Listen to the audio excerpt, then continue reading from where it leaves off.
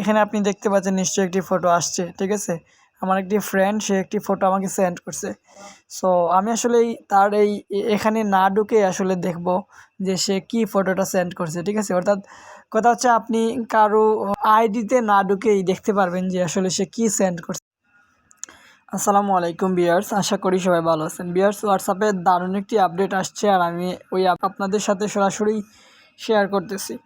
তো আপনারা অবশ্যই এখানে একটি নোটিফিকেশন দেখতে পাচ্ছেন। এখানে একটি নোটিফিকেশন দেখেন আপনারা, লেখা আছে যে এখানে একটি ফটো আসছে, ঠিক আছে। একটি ফটো আসছে এবং আপনি যদি একটু এদিকে একটু স্ক্রল করি তাহলে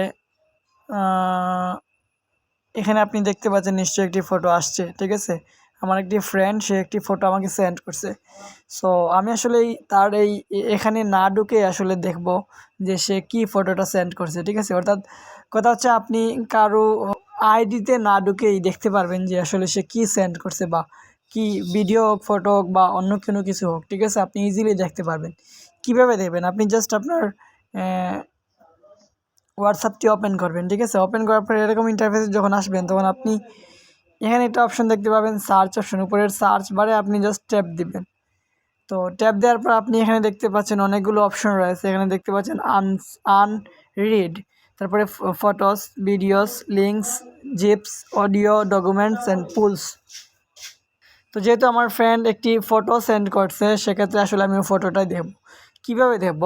দেখেন, আমি কিছুক্ষণ আগে কিন্তু আমার আরেকটা ফ্রেন্ডকে একটি ফটো সেন্ড করছি, আমি নিজে সেন্ড করছি। এই যে দেখেন, কিছুক্ষণ আগে, এই যে দেখেন 10:39 আমি একটি আমার ফ্রেন্ডে সেন্ড করছি ফটোটা। আর এই ফটোর পরে আসলে আমি আর কোনো ফটো কাউকে সেন্ড করি নাই, বা আমাকেও কেউ দেও নাই। এই ফটোর পরেই কিন্তু এই ফটোটা সে দিয়েছিল, এই ফটোটা 10:39, ঠিক আছে। তো আসলে এই ফটোটা আমি দেখবো কীভাবে?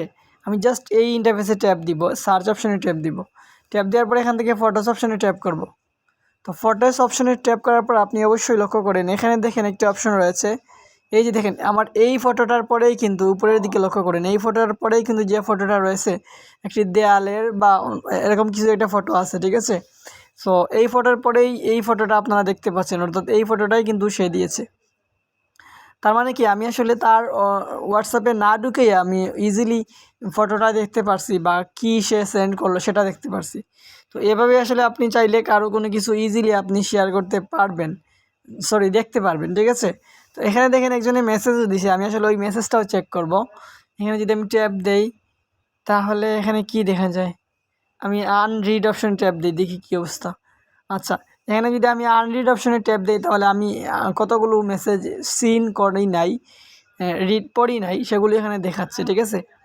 তো আমি আসলে আপনাদের বোঝাতে চাইলাম যে আপনারা কোন ফটো বা কোনো কিছু যদি কারোর হোয়াটসঅ্যাপে না ঢুকেই আপনি দেখতে চান, তাহলে এই পদ্ধতিটি অবলম্বন করে আপনি ইজিলি দেখতে পারবেন। এবার আসলে আমি দেখি যে সে কী দিয়েছে। এই যে দেখেন, সে একটি ফটো দিয়েছে, এই ফটোটাই দিয়েছে, ঠিক আছে।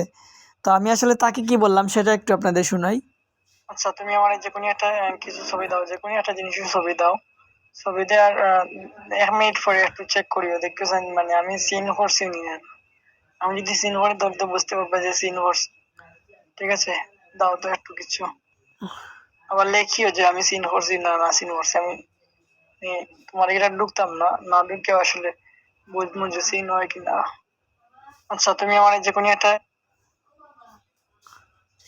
তো আশা করা যায় আসলে আপনারা বুঝতে পেরেছেন। এভাবেই আপনারা আসলে যে কোনো মেসেজ ইজিলি সিন করতে পারবেন, ঠিক আছে। তো এই ছিল টিপস অ্যান্ড ট্রিক্স। এটি আপনার কাছে কেমন লাগলো অবশ্যই কমেন্টের মাধ্যমে জানিয়ে দেবেন।